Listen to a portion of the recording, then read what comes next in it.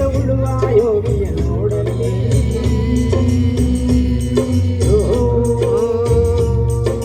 ಹಿಡಿದ ಹೊಲದೊಳು ಹಾಡುತ್ತ ಉಳುವ ಯೋಗಿಯ ನೋಡಲಿ ಬಲವನ್ನು ಬಯಸದ ಸೇವೆಯ ಪೂಜೆಯು ಕರ್ಮವೆಂದು ಬರಲಾಗದು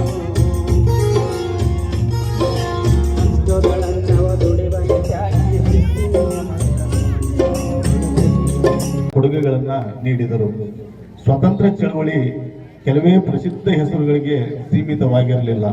ಮಹಿಳೆಯರು, ವಿದ್ಯಾರ್ಥಿಗಳು, ರೈತರು, ಕಾರ್ಮಿಕರು ಮತ್ತು ಭಾರತದ ವಿವಿಧ ಭಾಗಗಳಿಂದ ಬಂದ ಜನರು ರಾಷ್ಟ್ರೀಯ ಹೋರಾಟದಲ್ಲಿ ಭಾಗವಹಿಸಿದರು. ಅಧಿಕೃತ ಸ್ವಾತಂತ್ರ್ಯ ದಿನದ ಸಂದೇಶವು ಭಾರತದ ಸ್ವಾತಂತ್ರ್ಯವನ್ನು ಭದ್ರಪಡಿಸಿಕೊಳ್ಳಲು ಸಹಾಯ ಮಾಡಿದವರ ತ್ಯಾಗಗಳನ್ನು ಸ್ಮರಿಸುತ್ತದೆ. ಸ್ವಾತಂತ್ರ್ಯವು ಭಾರತದ ನಾಗರಿಕರ ಕೈಯಲ್ಲಿ ಮಹತ್ತರವಾದ ಜವಾಬ್ದಾರಿಗಳನ್ನು ಇರಿಸಿತು. ಭಾರತವು ಪ್ರಜಾಪ್ರಭುತ್ವವಾಗಿ ಅಭಿವೃದ್ಧಿ ಹೊಂದುತ್ತಿದ್ದಂತೆ ನ್ಯಾಯ, ಸ್ವಾತಂತ್ರ್ಯ, ಸಮಾನತೆ, ಭ್ರಾತೃತ್ವದಂತಹ ಮೌಲ್ಯಗಳು ಅದರ ಸಂವಿಧಾನಿಕ ದೃಷ್ಟಿಕೋನಕ್ಕೆ ಮೂಲಭೂತವಾದವು. ಆದ್ದರಿಂದ ವಿದ್ಯಾರ್ಥಿಗಳಿಗೆ ಸ್ವಾತಂತ್ರ್ಯ ದಿನದ ಕೇವಲ ಶಾಲಾ ಆಚರಣೆಗಿಂತ ಹೆಚ್ಚಿನದಾಗಿರಬೇಕು.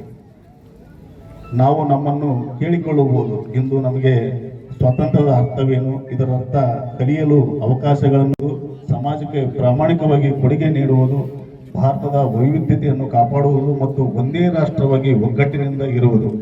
ಭಾರತದ ಭವಿಷ್ಯದಲ್ಲಿ ಯುವಜನರು ಪ್ರಮುಖ ಪಾತ್ರ ವಹಿಸುತ್ತಾರೆ. ಶಿಕ್ಷಣ, ವಿಜ್ಞಾನ, ತಂತ್ರಜ್ಞಾನ, ಸೃಜನಶೀಲತೆ, ಪರಿಸರ, ಜವಾಬ್ದಾರಿ ಮತ್ತು ಸಾಮಾಜಿಕ ಸಾಮರಸ್ಯ ಇವೆಲ್ಲವೂ ನಮ್ಮ ದೇಶದ ಪ್ರಗತಿಗೆ ಸಹಾಯ ಮಾಡಬಹುದು.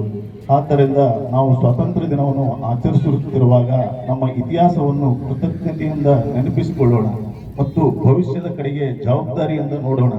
ಭಾರತವನ್ನು ಬಲಿಷ್ಠ, ನ್ಯಾಯಯುತ ಮತ್ತು ಹೆಚ್ಚು ಸಮೃದ್ಧಗೊಳಿಸಲು ನಮ್ಮ ಜ್ಞಾನ ಮತ್ತು ಅವಕಾಶಗಳನ್ನು ಬಳಸುತ್ತೇವೆ ಎಂದು